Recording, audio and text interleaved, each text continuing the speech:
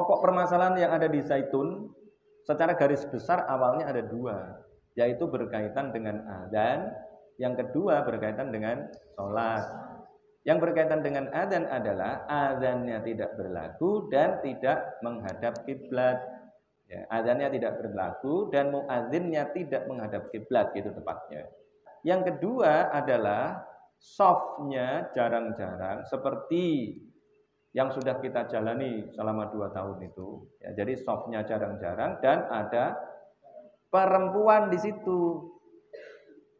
Pasti yang paling memicu bukan soal jarang-jarangnya, tapi karena ada perempuan di situ. Karena sudah 2 tahun lebih kita melakukan sholat dengan soft yang ya berjarak itu. Nah sekarang yang pertama, tadi saya katakan bahwa persoalan agama ini adalah persoalan yang sebagiannya itu menjadi sangat spekulatif. Kenapa? Karena banyak orang yang tidak ngerti kemudian ikut bicara gitu.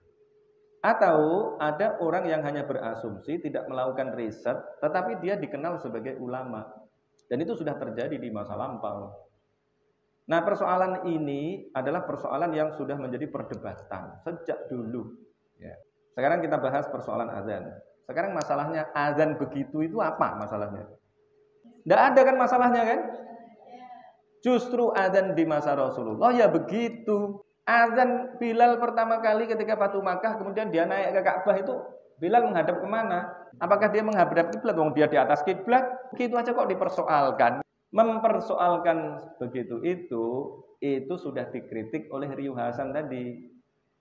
Ya, sehingga membuka celah itu loh, celah orang mengkritik kita. Dia mengatakan tentang 2 hal kan? Ya. Yang pertama, kata dia, filsafat menanyakan tentang sesuatu yang sebenarnya nggak perlu dijawab. Sebaliknya agama menjawab sesuatu yang tidak ditanyakan. Setelah saya pikir-pikir, ya juga itu. Seringkali orang begitu. Ya, orangnya loh ya ini, kelompok agamawan. Yang diomongkan itu seperti orang Yunani kuno. Seperti yang diomongkan oleh Socrates, Plato, Aristoteles. Itu ngomong tentang segala sesuatu. Diomongkan semuanya, sebagiannya benar sekarang, tapi sebagiannya terbukti salah. Yang terbukti salah apa?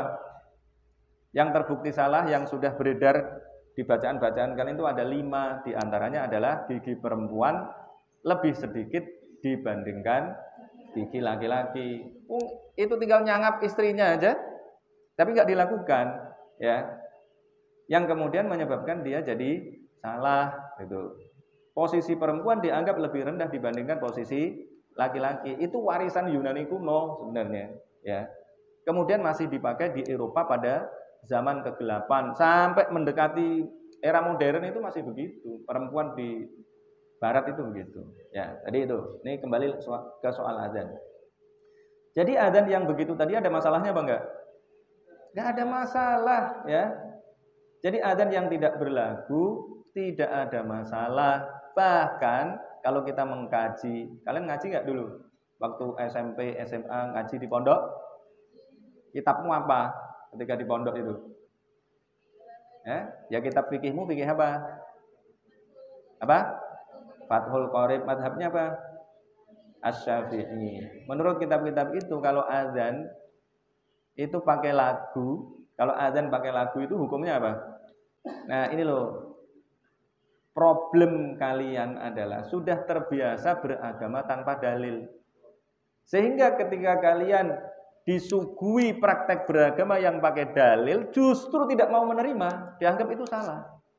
Ini yang justru saya anggap, saya mikir-mikir tuh, jangan-jangan ini yang dianggap sebagai ja'al islamu ghoriban fasayakunu ghoriban. Islam datang dalam keadaan ghorib. Ghorib itu apa artinya?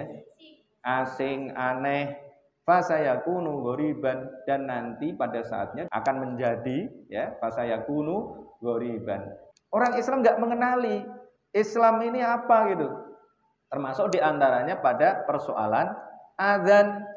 Adzan yang awalnya begitu, kemudian di masa-masa para mujtahid dulu itu kemudian dirumuskan bahwa azan itu ya udah lempeng aja gitu. Maka kemudian berubah, terjadi perubahan, nggak tahu apa sebabnya. Sebabnya apa?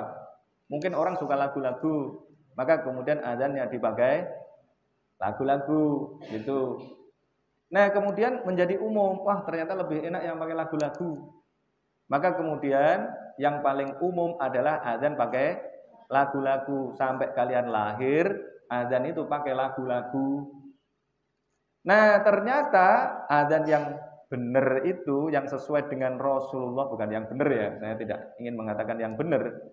Azan pada zaman Rasulullah yang dilakukan oleh Bilal itu adalah azan yang tidak pakai lagu.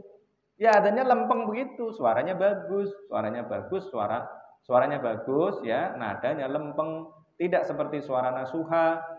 Mau dibelok-belokkan suaranya seperti lampor, begitu loh. Paham? Nah, yang bermasalah siapa berarti? Yang masalah adalah orang yang tidak tahu kemudian komentar karena tidak seperti yang dibayangkan, tidak seperti yang dia ketahui, maka kemudian dianggapnya yang tidak seperti yang dia ketahui itu salah. Kalian kalau pergi ke Kudus, itu ada masjid di desa apa itu. Itu juga begitu. Malah kemudian ditulis itu, ada tulisannya. Kalau ada azan yang tidak pakai lagu, tolong ditegur muadzinnya. Ya kan? Di desa mana? Coba nanti kalian cek itu di Kudus itu. Kemarin saya dikirimi Pak Nadir itu. Ya. Jadi umat Islam ini karena sudah terbiasa dengan apa? Dengan berislam tanpa dalil, ya beragama tanpa dalil, maka kemudian kalau disuguhi dalil malah merasa bahwa itu tidak benar karena mereka tidak tahu.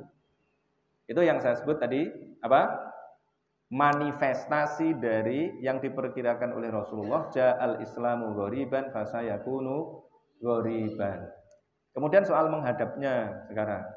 Apakah ada kewajiban menghadap ke kiblat? Lah azan itu yang dipanggil siapa? Yang dipanggil siapa? Yang dipanggil adalah jamaah. Maka loudspeakernya itu kan sebenarnya kan manifestasi dari mulut kalian. Ya kan? Tapi kan itu bid'ah lagi nanti. Ya toh? Maka ada juga orang-orang yang menganggap bahwa loudspeaker itu bid'ah. Loh gitu. Ada di mana tuh? Di Bogor atau di mana itu? Saya pernah itu datang ke sana, itu ada sebuah musola yang tidak ada loudspeakernya. Katanya apa? Rasulullah dulu tidak melakukan itu. Ya iyalah, pada zaman Rasulullah nggak ada loudspeaker. Bahkan loudspeaker pada zaman sudah modern aja ya itu masih dianggap bid'ah dulu. Radio misalnya dianggap sebagai suara setan, ya. Yang mengatakan begitu siapa? Yang mengatakan begitu adalah Imam Masjidil Haram. Loh, biasa aja menurut saya. Jadi ada orang yang menafsirkan agama ini secara keliru, tapi kemudian karena dia punya kekuasaannya bisa kekuasaan kultural, bisa kekuasaan struktural, maka kemudian diikuti padahal pendapatnya salah. Kratos, Plato, Aristoteles itu juga dianggap sebagai orang-orang yang punya otoritas, kemudian diikuti pendapat-pendapatnya, padahal ternyata kemudian sebagian pendapatnya adalah pendapat yang salah, loh gitu. Ya. Ini soal apa? Soal azan. Jadi kalian bahas tuh satu persatu, pokok permasalahannya apa, yang benar itu bagaimana, sehingga kalian kalau ditanya orang, kalian bisa menjawab dengan benar dan selesai, jangan dibahas lagi. Itu adalah persoalan yang mestinya sudah selesai belasan abad yang lalu. Sekarang mestinya umat Islam membahas yang lain. Orang lain itu sudah menginjak-injak bulan, menginjak-injak Maret. Kalian masih menggunakan cara-cara mengintip itu. Masih seolah-olah tidak ada kepastian. Besok itu bulan datang apa enggak? Kayak datang bulanmu, besok itu saya datang bulan apa enggak gitu. Padahal orang lain sudah punya satelit. Jadi sudah bisa dilihat terus itu. Lah kalian masih menunggu bulan seperti kalian menunggu haidmu itu, menunggu datang bulan. Itu salah atau benar? Begitu itu. Tapi ya sudah, demi toleransi maka kemudian ya sudah silakan yang mau puasa besok ya silahkan besok, yang mau puasa hari ini ya puasa hari ini, yang mau lebaran hari ini silahkan, yang mau lebaran besok ya silahkan. Akhirnya begitu. Demi apa? Ya biar tidak ribut, kan begitu aja. Nah, yang kedua apa tadi? Soal sholat yang softnya jarang. Kenapa kok softnya jarang? Ya alasannya pasti bisa dibuat, masa bikin alasan begitu aja nggak bisa, ya kan? Kami masih menjalankan protokol COVID. Bener apa enggak? Bener loh gitu. Kalau alasannya itu, ya bener-bener aja. Saya itu kalau kemana-mana, kalau nggak pakai masker, dimarahi sama Bu Ongki itu. Misalnya masuk rumah sakit, kalau nggak pakai masker dimarahi. Nah, kemudian orang mengatakan, lah tapi itu nggak pakai masker. Lah kemungkinannya gimana? Nggak pakai masker, deket-deketan, ya kan? Tapi ada juga yang pakai masker. Tapi yang jelas itu bisa dicarikan alasannya. Dan kita sudah terbiasa dengan jaga jarak. Selama 2 tahun ya biasa saja gitu loh, ya. Nah, kemudian nanti kan dipersoalkan, loh sholat itu kan harus rapat. Lah iya itu tadi karena ada alasannya. Alasannya adalah protokol kesehatan. Terus masalahnya lagi apa? Protokol kesehatan. Jadi begini, orang yang tidak memiliki pengalaman dalam melakukan kaderisasi, Az-Zaitun ini kan pondok pesantren kaderisasi, ya mirip-mirip kita lah. Saya nggak mau bilang kita mirip-mirip mereka, nanti kita dianggap sebagai pengikut. Enggak, ini independen, kita ini independen, mereka juga saya kira independen. Ya, mereka memiliki pengalaman sendiri.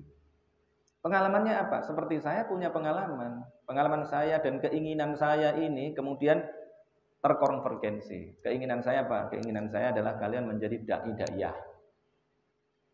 Keinginan saya adalah kalian bisa berdakwah kemana-mana. Iya, kalau kalian yang perempuan ini menikah dengan yang sebelah sini, ya kan? Jumlah kalian yang perempuan ini 3 kali lipat lebih banyak. Yang sini belum tentu mampu menikahi kalian, ya kan? Belum tentu kan? Belum tentu mampu dan belum tentu mau. Nah, kalian juga belum tentu mau sama mereka, biar adil. Itu toh? Terus gimana?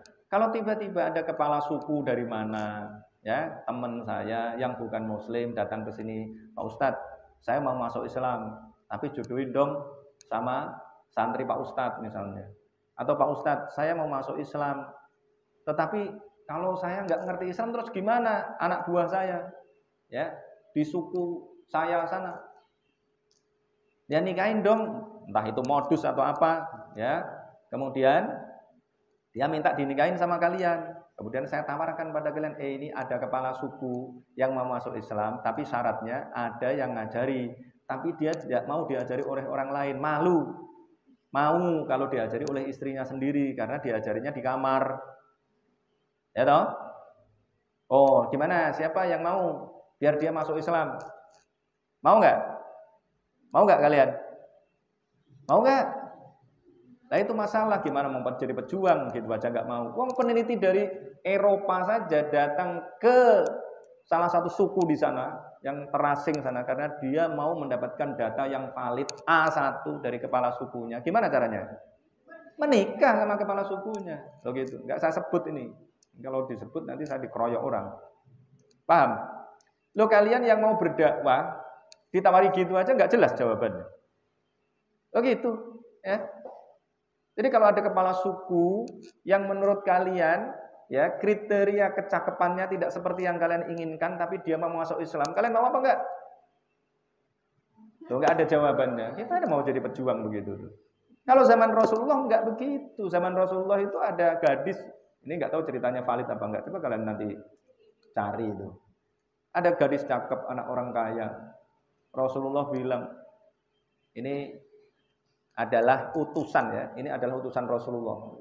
Dia yang tadinya tidak tahu menolak, kemudian tahu kalau itu yang memerintahkan adalah Rasul, langsung dilaksanakan. Loh gitu, ya. Bagaimana? Mau apa enggak? Tak nikahin sama kepala suku sana tuh. Tapi tadi itu, ya, orientasinya adalah dakwah, ya. Dia mau masuk Islam kalau mendapatkan istri salah satu atau salah dua atau salah tiga, salah empat di antara kalian. Gimana? Dengan dia masuk Islam, nanti yang masuk Islam banyak. Terus kalian jadi istrinya, nggak bisa ngajari khutbah. Terus apa gunanya? Ditanya Bu Ustadzah, oh gitu. Ini cara khutbahnya gimana? Aduh, aku juga nggak tahu. Lah dulu kamu di pondok di Monas itu diajari apa? Gitu. Maka sejak awal saya minta itu perempuan-perempuan di sini untuk khutbah, tapi khutbahnya hanya latihan, ya. Karena nanti kalau saya bilang khutbah beneran, waduh nanti dimarahi banyak orang, ya kan? Nah, khutbahnya latihan habis maghrib, pura-puranya sholat Jumatnya adalah sholat Isya. Oke, itu dulu itu, ya. Untuk membuat perempuan jadi bisa khutbah juga. Kalian boleh cek, kalian boleh lakukan riset. Orang-orang itu yang komentar-komentar tadi itu loh, yang komentar menyalah-nyalahkan tadi itu, suruh khutbah kalau berani, tak bayar, gitu. Lo jangankan mereka, lo kalian aja yang khutbah itu kalau mau khutbah gemeter dulu, ya kan? Betul nggak? Pertama kali khutbah gimana? Rasanya gimana? Ya iya kan, harus dibiasakan. Ya. Gemeter dulu, baru pertama kali gemeter banget, kemudian kedua gemeter, ketiga gemeternya tinggal sedikit, keempat masih gemeter dikit-dikit, kelima baru nggak gemeter. Gitu. Ayo, lakukan riset. Orang suruh khutbah, gini, cari teman-teman kalian di kampus, ya. Kemudian tawari, kamu mau nggak khutbah di Monas Institute besok hari Jumat atau nanti itu? Cari itu teman kalian, ya. Cari teman kalian laki-laki, ya, nggak usah perempuan. Cari teman kalian laki-laki di kampus, kemudian tawari. Wah ini Monas Institute lagi membutuhkan khotib, pura-pura aja begitu. Ya, kamu bisa nggak khotib? Jadi khotib di Monas Institute. Gampang kan? Nanti mau apa enggak? Gitu. Kalau nggak mau kenapa? Oh gitu. Kenapa? Saya sudah pengalaman di mana-mana itu ya. Ya banyak orang, banyak teman saya yang terpaksa dia jadi khotib misalnya, harus jadi khotib. Karena apa? Misalnya ada kalau saya sebut pasti kalian tahu karena ini pejabat cukup terkenal. Ya, kemudian dia bilang pada saya, duduk bersama saya dengan mengatakan begini, Pak Nasi, saya ini pengkor-pengkor begini anak macan, dia bilang gitu. Karena anak tokoh, kemudian jadi tokoh di daerahnya. Jadi dia menyebut, saya ini walaupun pengkor-pengkor, tapi anak macan. Tapi sepanjang hidup saya, dia waktu itu sudah umur berapa? Mungkin 55 atau berapa. Belum pernah jadi khotib. Saya ini tokoh, dia bilang gitu. Ya. Tapi selama hidup saya belum pernah jadi khotib Jumat. Kalau pidato, tiap hari kan pidato. Jadi pejabat ini, pejabat itu, jadi pejabat tinggi negara. Ya. Tiap hari kan pidato, tapi tidak pernah jadi khotib. Jadi ya nervous juga karena belum pernah, paham? Maka kemudian saya cari dulu.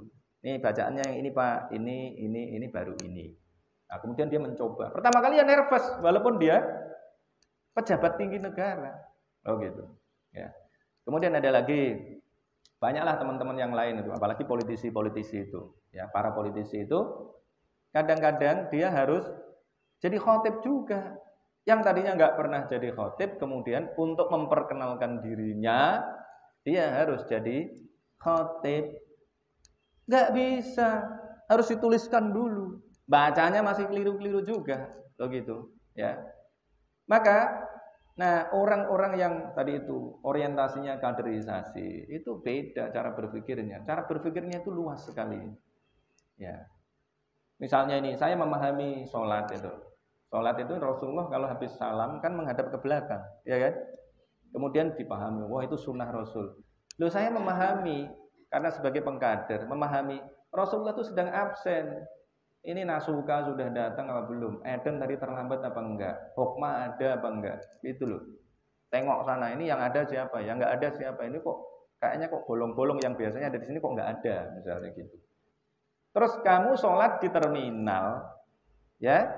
Sholat di terminal, habis salam, kemudian kamu nengok belakang. Yang kamu absen siapa? Begitu. Jadi memahaminya itu yang komprehensif gitu loh. Ya. Kemudian lagi, ini sering saya dengar.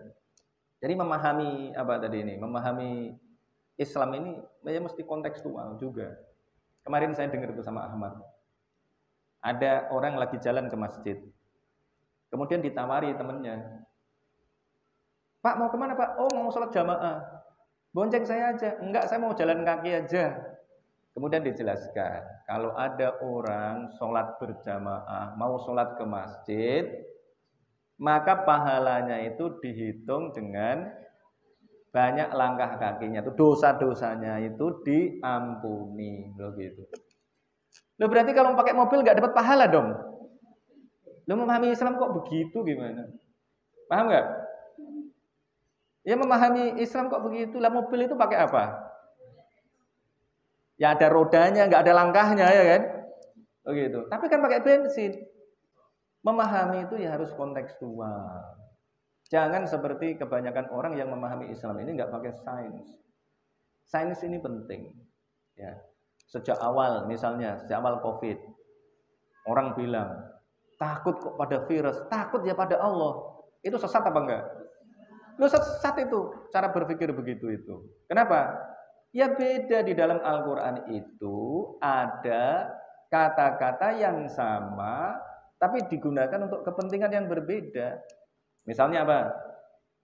Innama yakhsyallaha min ibadihil ulama. Sesungguhnya yang takut kepada Allah itu hanya ulama yang memiliki rasa takut pada Allah. Berarti yang boleh ditakuti siapa di sini? Allah, begitu, ya. Kemudian ternyata khosyah yakhsha itu juga digunakan untuk konteks yang lain. Wal yakhshal ladzina law taraku min khalfihim dzurriyyatan di'afan khafu alaihim. Begitu. Ya. Bagaimana artinya? Orang itu harus takut kalau meninggalkan generasi yang lemah.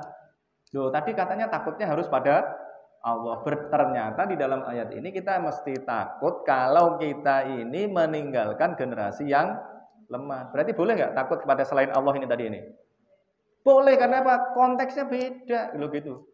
Kemudian disamakan. Takut kok pada virus? Takut ya sama Allah. Lagi, ya ayyuhalladzina amanu taqullaha haqqa tuqatih. Ya. Wahai orang-orang yang beriman, bertakwalah kalian, takutlah kalian kepada Allah dengan sepenuh-penuh, dengan sebenar-benar rasa takut. Kemudian di nasakh, mansuh oleh fattaqullaha mastata'tum. Kalian bertakwalah kepada Allah semampu kalian. Berarti harus takut pada siapa? Takut pada siapa? Takut pada Allah kan? Di sini. Jangan ragu-ragu, kalian ditanya gitu aja kok ragu-ragu jawab itu. Padahal kata ittaqu itu juga digunakan pada ayat yang lain. Gimana? Wattaqun narol lati waquduhan nas wal hijarah. Takut pada neraka. Nanti kalau kalian hubungkan lagi dengan perkataan Rabi'ah al-Adawiyah, nanti mumet lagi kalian. Ya Allah, kalau saya takut neraka, dimasukkan neraka, jangan masukkan aku ke neraka. Kalau aku beribadah kepadamu karena aku ingin surga, jangan masukkan ke surga, masukkan ke neraka saja. Begitu. Mumet kan kamu kan? Loh, yang sekarang yang sesat yang mana? Kalau begitu itu. Lagi ya, ittaqu lagi apa? Wattaqu fitnatal la tusibannal ladzina zalamu minkum khassah. Loh, digunakan wattaqu fitnah. Loh. Padahal tadi itu ya ayyuhalladzina amanu taqu rabbakum. Ini ada lagi wattaqu fitnatal la tusibannal ladzina zalamu minkum khassah. Jadi pernyataan bahwa takut kok sama virus, takut ya pada Allah. Nah sekarang saya tanya, kalau kamu saya ajak ke hutan atau udahlah nggak usah, ini kucing aja loh, kucing saya taruh situ, kucing yang suka nyakar gitu, kamu takut apa enggak? Takut, lo takut kok sama kucing, begitu. Kemudian kamu ke kebun binatang, kemudian tiba-tiba pintunya lepas atau pintunya terbuka, Gimana? Harimaunya keluar mendekati kamu. Kamu lari apa enggak? Lari. Lo takut kok sama harimau? Takut ya sama Allah. Lo itu kan cara berpikir yang keliru. Ya. Sehingga kemudian banyak orang, saya masih ketemu kemarin bulan Ramadan, sholat kok, datang ke masjid kok takut. Ya, takut kena virus. Ya. Mereka berpandangan, lo kalau kita ini pada Allah virusnya kan takut sama kita, mbahmu itu gitu kan. Kan itu nggak benar cara berpikir begitu, paham nggak? Nah ini banyak cara berpikir yang keliru tetapi dianggap benar. Banyak cara berpikir keliru, pikiran keliru tetapi dianggap benar. Siapa yang melakukan itu? Itu orang yang beragama dengan hanya menduga-duga, tidak memahami agama ini secara komprehensif sehingga kemudian dia ketemu satu ayat dianggap itu pemahaman yang baku gitu ya, itu dianggap sebagai pemahaman yang benar, itu dianggap sebagai ayat satu-satunya, akhirnya pemahamannya keliru. Nah kemudian kalau ada orang yang masih pakai protokol COVID gimana? Ya itu urusan dia dong ya gitu, apalagi dia punya lahan yang luas. Nih kalian baca, kemarin saya bacain tuh walaupun saya belum pernah datang ke Az-Zaitun. Tapi saya sudah membuktikan bahwa Az-Zaitun ini bukan institusi yang tertutup. Seperti dikatakan oleh banyak orang. Kenapa? Seperti yang dianggap oleh Kemenak juga itu. Ya, waktu datang ke situ kan dikatakan saya kira ini tertutup begini, begini dan begitu gitu. Ternyata enggak gitu. Saya sudah mencoba. Saya WA namanya Pak Halim. Ya, namanya Abdul Halim atau sudah ada di HP saya. Saya WA, Pak, saya mau silaturahim ke Az-Zaitun, mau melakukan studi banding, ya, mau studi apa, yang dibandingkan apa, yang distudikan apa itu ya, mau studi banding ke sana gitu. Oh ya, ngabari dulu ya. Dia langsung jawab itu, nggak sampai sehari itu, ya cepet lah pokoknya. Dia jawab, kalau mau datang ke sini ngabari dulu seminggu sebelumnya agar kami bisa mempersiapkan segala sesuatunya itu.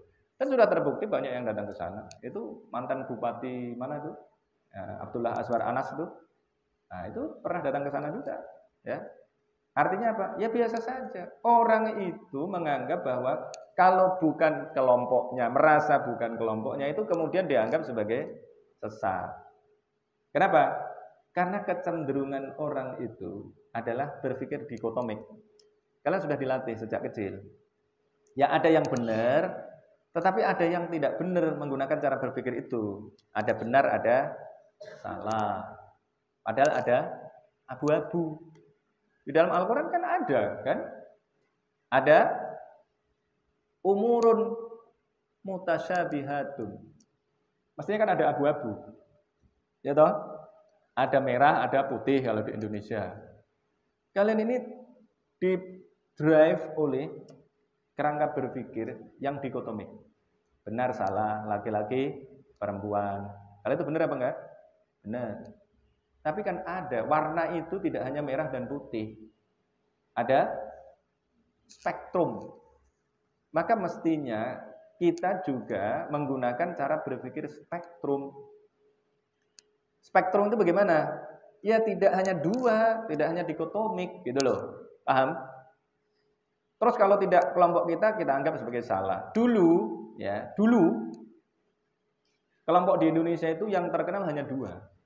Yang terkenal hanya NU dan Muhammadiyah. Maka dulu di kalangan NU, Muhammadiyah dianggap sebagai Wahabi. Nah ternyata Muhammadiyah bukan Wahabi. Sekarang nyari lagi, ternyata ada NU, ada Muhammadiyah, sekarang ada Wahabi. Oh gitu. Kemudian sekarang ini ada yang digaungkan lagi itu Sunni Syiah, ya kan? Nah itu begitu. Nah, udah kembali lagi ke soft tadi ini. Ya. Berarti soft ada masalah apa enggak? Enggak ada masalah. Yang masalah siapa? Yang masalah adalah orang yang menganggap bahwa dia enggak perlu takut virus. Nanti kalau sudah mati, sudah sakit ya minimal, nanti baru dia merasakan masalahnya. Itu. Paham? Nah kalau dia nggak mati, nah itu masalah. Wow, saya nggak mati gitu kan? Iya, kamu selamat ya sekarang gitu. Paham ini? Soal soft. Sekarang soal soft, kalau itu nggak ada pada zaman Nabi dan nggak pernah dibahas sebelumnya, ya. Sebelum Ini loh, era setelah Nabi sebelum kita nggak pernah dibahas. Karena kasus wabah COVID yang 19 ini baru terjadi kemarin. Wabah yang dulu sudah pernah ada, corona itu sudah ada. Ya. Kemudian yang berikutnya adalah ada perempuan di situ bercampur dengan laki-laki.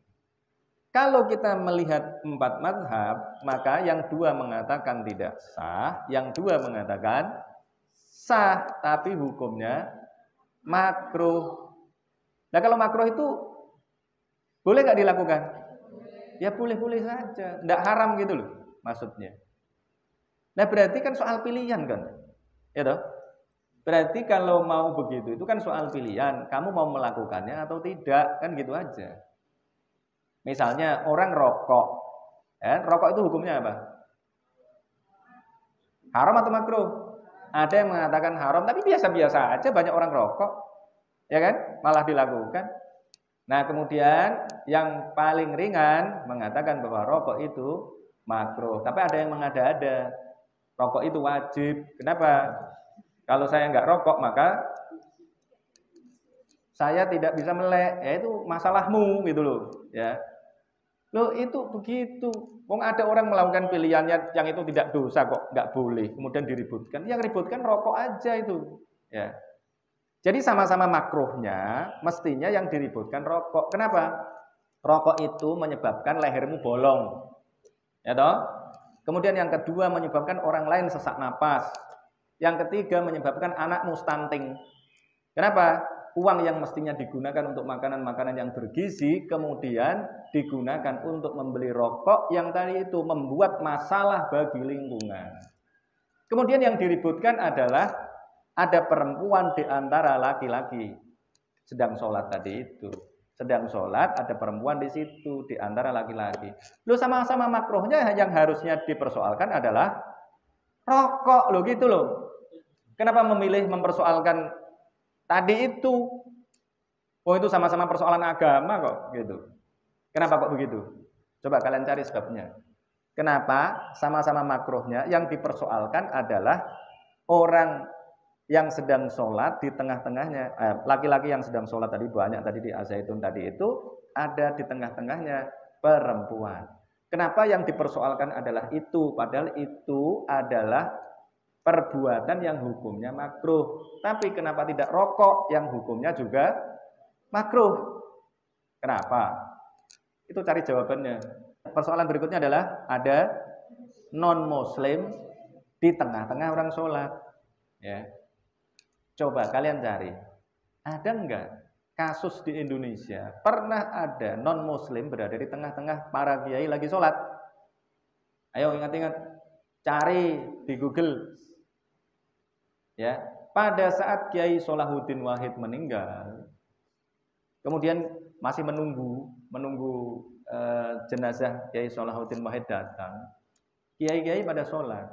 Nah, di antara yang takziah ke situ adalah siapa? Hotman Paris. Kalian ketik itu Hotman Paris. Hotman Paris sholat gitu, nanti kan muncul itu kata kunci, bukan Hotman Paris sholat, tetapi Hotman Paris berada di antara orang sholat tapi di belakang dia. Ya. Ada. Kemudian apa yang terjadi? Ya biasa saja itu loh. Ya. Kemudian bahkan banyak orang yang mendoakan semoga mendapatkan hidayah. Loh gitu. Ya. Loh sekarang masalahnya apa? Loh, kamu itu diperintahkan untuk dakwah. Ada orang datang ke gereja, kamu ribut. Ya kan? Kemudian ada orang datang ke masjid, kamu ribut lagi, terus kamu itu mau jadi apa gitu loh. Ya. Misalnya saya datang ke gereja, saya ceramah di gereja, masalahnya apa? Wong saya menceramahkan tentang sesuatu yang menjadi pikiran saya. Lu siapa tahu dengan berbicara seperti itu kemudian mereka jadi, oh ternyata Islam ini canggih. Itu karena apa? Karena kamu nggak pede menjadi seorang Islam, maka kamu kemudian menjadi orang yang saya pakai kamu aja. Ya. Kamu nggak pede menjadi seorang Muslim karena kamu nggak tahu argumentasinya. Maka kalau begitu itu kamu anggap sebagai merusak. Ya jangan samakan kamu dengan saya dong. Kira-kira begitu. Jangan samakan sepatumu dengan sepatu orang lain. Begitu caranya. Nah kalau cuma begitu itu kan biasa aja, dialog itu kan biasa. Dari dulu Nabi Muhammad juga sering berdialog dengan orang Yahudi, ya kan? Berdialog sering kan? Didatangi, Rasulullah datang ke Taif, berdakwah. Nah ini bedanya datang ke rumah ibadahnya, loh begitu. Ya.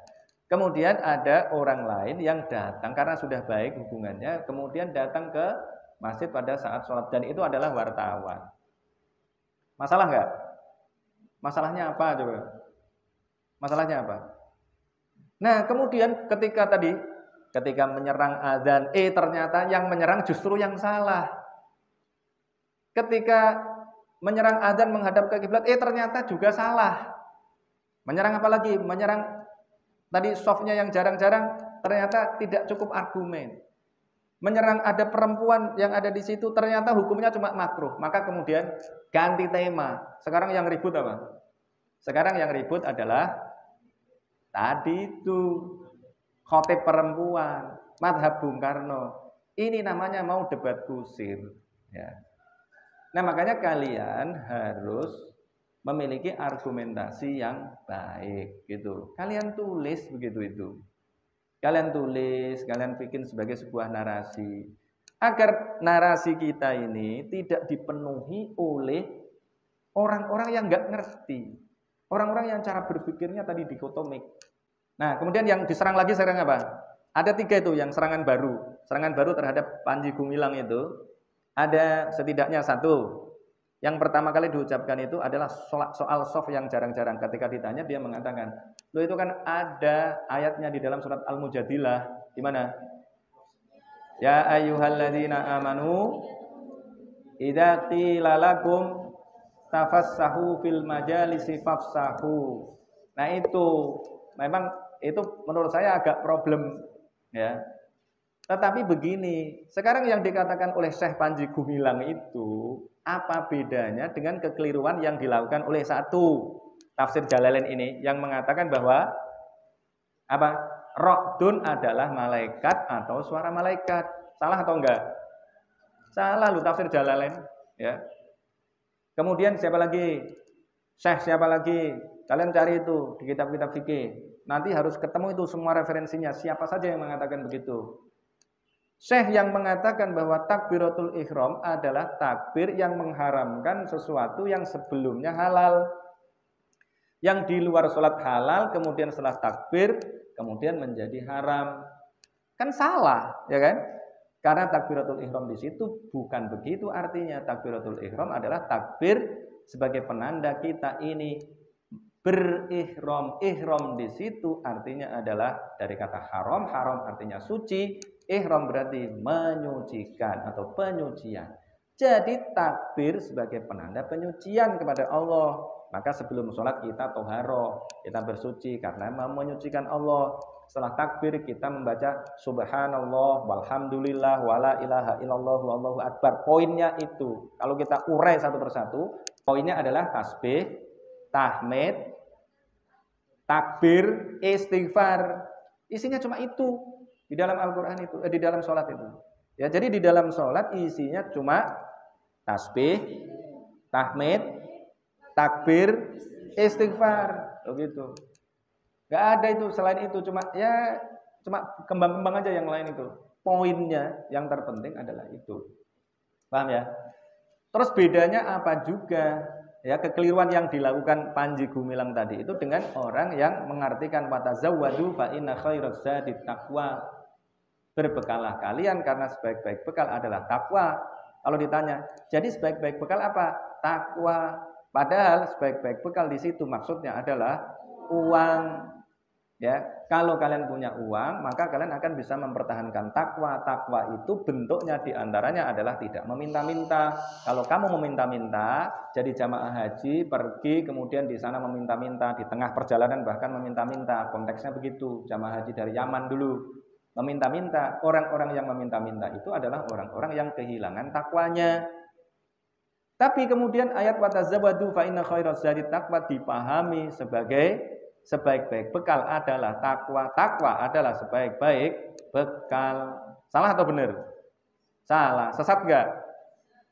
Ya kalau mau bilang sesat ya sesat loh gitu loh. Ya. Nah, maka kalian harus bisa berpikir seperti yang sering saya katakan, kita ini harus berpikir ideologis, berwawasan politis, bertindak taktis, strategis, dan tetap melakukan sesuatu yang teknis. Persoalan keumatan kita sekarang ini adalah sesuatu yang bersifat taktis strategis, ya, strategi dan taktik itu dianggap ideologis. Misalnya apa? Saya menganggap tahlilan itu bukan persoalan ideologis, tapi sekarang jadi ideologis. Yang ideologis itu adalah membaca Al-Quran. Tetapi karena Al-Quran itu panjang, ini 604 halaman, maka sulit kalau dibaca oleh orang-orang yang tidak terbiasa, tidak hafal. Dulu konteksnya begitu, karena dulu nggak ada mushafnya. Maka sulit. Bagaimana caranya agar orang bisa membaca Quran atau mau diajak membaca Al-Quran? Dibikin formula singkat. Formula singkatnya bagaimana? Ya itu tahlilan itu. Karena yang dibaca cuma Al-Fatihah, halaman pertama surat Al-Baqarah, kemudian lompat ayat kursi, kemudian lompat ujung surat Al-Baqarah, lillahi ma fis samawati wa ma fil ardh. Tapi kalau enggak, langsung lompat ke belakang, qul huwallahu ahad, langsung, ya. Jadi kalau enggak mau ini panjang-panjang, setelah ayat kursi langsung qul huwallahu ahad 3 kali, qul a'udzu birabbil falaq, qul a'udzu birabbin nas, balik lagi ke depan. Karena kulhu 3 kali dianggap sebagai membaca Al-Quran, maka mereka udah tenang. Oh, udah baca Quran karena sudah baca kulhu 3 kali. Bagus nggak? Bagus sebagai strategi dan taktik ketika belum ada mushaf seperti sekarang. Kalau pada zaman sekarang kalian masih terlalu sering tahlilan, itu buang waktu. Loh gitu loh kira-kira. Ya, kalian ini santri-santri mahasiswa, kuliah di UIN, organisasinya mahasiswa Islam. Tapi kemudian masih gitu aja, nggak naik-naik levelnya. Itu berarti sudah terjebak kepada sesuatu yang teknis menjadi sesuatu yang ideologis. Ideologis itu abadi. Sementara strategi dan taktik bersifat sementara. Mestinya begitu, ya. Ulangi lagi. Jadi kalau ideologi bersifat abadi, Al-Quran dan hadis itu teksnya itu sama. Mulai dari zaman Nabi sampai nanti hari kiamat itu sama. Tetapi cara memahaminya harus berbeda. Itu harus, ya, untuk urusan-urusan yang bersifat ini loh, sosial kemasyarakatan, ekonomi dan lain sebagainya, itu konteksnya berbeda-beda, berubah-berubah. Maka kemudian pemahamannya juga harus berbeda, implementasinya berbeda. Kalau urusan tauhid ya dari dulu sama, nggak berubah gitu. Allah itu satu. Paham ini? Ya. Nah, persoalannya adalah sesuatu yang bersifat strategi dan taktis, ya, strategis dan taktis tadi itu dianggap sebagai sesuatu yang ideologis. Apa penyebabnya? Misalnya, ya, aktivitas-aktivitas keagamaan yang tadi itu awalnya bersifat strategis dan taktis, kemudian dijadikan ideologis untuk apa? Untuk membuat orang mudah dikumpulkan, kemudian dikonsolidir, kemudian dimobilisir untuk kepentingan politik tertentu. Kepentingan politik itu boleh apa enggak? Boleh saja gitu. Tetapi jangan membodohi umat gitu loh, ya. Umat ini harus dicerdaskan. Kayak kalian itu saya minta untuk mengkonsolidir diri, untuk memobilisasi kekuatan. Tetapi jangan membodohi umat. Kalau membodohi umat, nanti ya begini-begini terus. Umat Islam ini nggak maju-maju. Paham ya? Jadi poinnya apa? Yang tadi udah semua belum? Udah? Nah sekarang kalian cari apa penyebabnya. Kenapa Az-Zaitun berani begitu? Gitu. Kenapa banyak orang kemudian menyalahkan? Masalahnya ada di mana? Itu caranya, ya. Kalian analisis, kemudian kalian simpulkan. Agar saya itu ngerti. Kalian ini bisa nggak menganalisis persoalan? Gitu. Ya, paham? Paham nggak? Paham? Nah ini bikin. Saya kasih waktu 3 hari. Ya, 3 hari harus jadi itu. Jangan sampai nggak jadi. Oke, cukup dulu. Assalamualaikum warahmatullahi wabarakatuh.